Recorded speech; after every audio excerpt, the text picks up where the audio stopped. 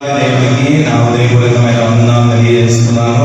అలాగే నాకు అవకాశం ఇచ్చినటువంటి పారిస్ ఆఫ్ క్రైస్ట్ ఫౌండర్ గారికి, అలాగే అధ్యక్షుడు గారికి అందరికీ కూడా నా వందనాలు తెలియజేస్తున్నాను. మీ అందరికీ కూడా నా హృదయపూర్వక వందనాలు. పారిస్ ఆఫ్ క్రైస్ట్ గురించి చెప్పే ముందుగా ఒక చిన్న వాక్యం చదువుకుంటాం. యోహాను సువార్త 12వ అధ్యాయం. యోహాను సువార్త 12వ అధ్యాయము 5-6 వచనాలు మనం చదువుకుంటాము. యోహాను సువార్త 12వ అధ్యాయం 5వ వచనము. ఈ అంతరింగుకు 300 దేనారులకు అమ్మి బీదలకు ఇయ్యలేదనెను. వాడిలాగు చెప్పినది దీనుల మీద శ్రద్ధ కలిగి కాదు కానీ వాడు దొంగయుండి తన దగ్గర డబ్బు సంచి ఉండినందున అందులో వేయబడి దొంగిలించి వచ్చెను కనుక అలాగూ చెప్పాను. దేవుని నామానికి మహిమ కలుగుగాక.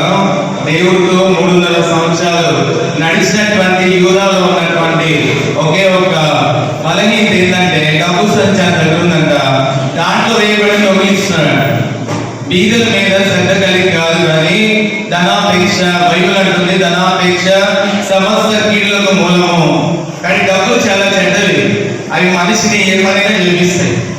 దేవుని నామానికి స్తోత్రం. యేసు ప్రభుతో నడిచినటువంటి అనేక మంది స్త్రీలు వాళ్ళ ఆస్తులు ఇచ్చాడంట. మన లూకాసు 8వ అధ్యాయం చూస్తే మొదటి 2 వచనాల దగ్గర ఉన్నది.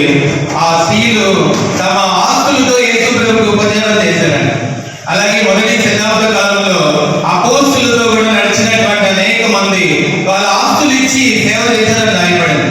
కానీ యూదా మంచి శిష్యుడైనప్పటికీ ఆయనలో ఉన్నటువంటి స్వభావం మార్చుకోలేదు. యేసు ప్రభుతో తిరుగుతున్నాడు కానీ స్వభావం మారలేదు. అందుకే చివరికి ఆ 30 వెండి నాణ్యాల వరకు ప్రభువుని అప్పగించాడు. నేను వచ్చి ఒక 6 months 7 months అయింది. నేను చూసినంత వరకులో చాలా మంది విడోస్ కి హెల్ప్ వెళ్ళింది. చాలా మంది పాస్టర్లకు కూడా హెల్ప్ చేయడం జరిగింది. దేవునికి స్తోత్రం. ఇంకా అనేక కార్యక్రమాలు నేను చూడని ఎన్నో, ఈ 7 నెలల్లో నేను చూసినవి చాలా ఎక్కువ. 9 సంవత్సరాలు నేను చూడడం ఎన్నో జరిగాయి.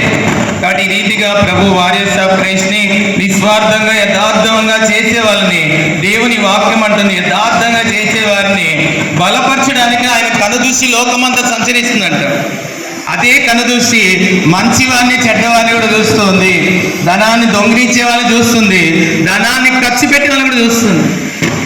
ఈ స్వభావం రజనీష్ గారికి అయితేనేమి వాళ్ళ కుటుంబ సభ్యులందరికీ ఈ స్వభావం ఎక్కడి నుంచి వచ్చిందంటే వాళ్ళ నాన్నగారి దగ్గర నుంచి.